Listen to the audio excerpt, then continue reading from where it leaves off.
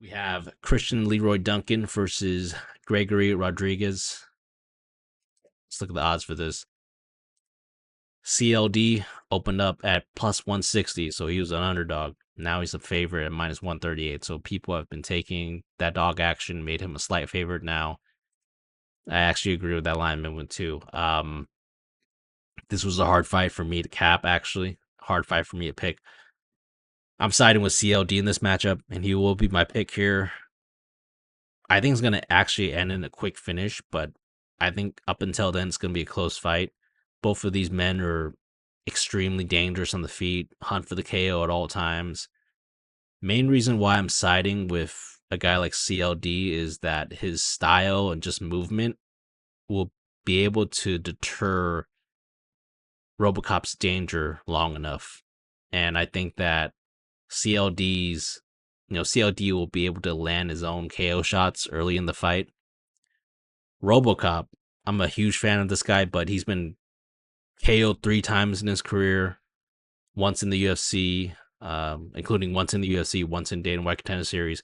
I actually called the Bruno Ferreira knockout when Bruno Ferreira was like a plus 400 something underdog. So I called it right there.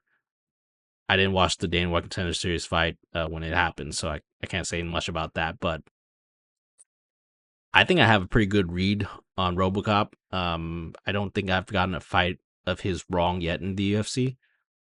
And yeah, I think that his chin and propensity to abandon the striking defense in favor of going all out for offense, it just leads him to fights where he brawls and trades shot for shot.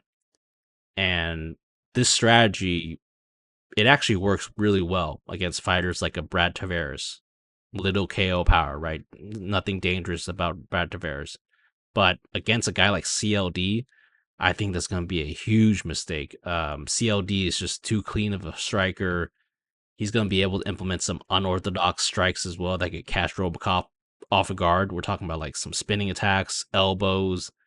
I think the threat of Robocop's grappling could loom large here. I mean, he does have some grappling advantage, but this guy rarely uses grappling. I mean, he did land 2 out of 6 takedowns in his KO win over Brad Tavares, but I think even if he gets the takedowns here against CLD, from what I've seen, he has enough of a takedown defense, and he does a good job of getting back up to where I think that's going to be negated, and this is going to remain mainly stand up. So I like CLD here. I think CLD via KO is how it's going to go down.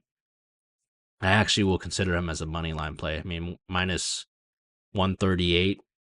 That's obviously, near the top of the buy right there. But, maybe we'll get closer to dog odds or maybe parlay him, with someone else to make him plus odds. A strategy that I love to use. So, yeah, I think that CLD is going to be the pick for me this week.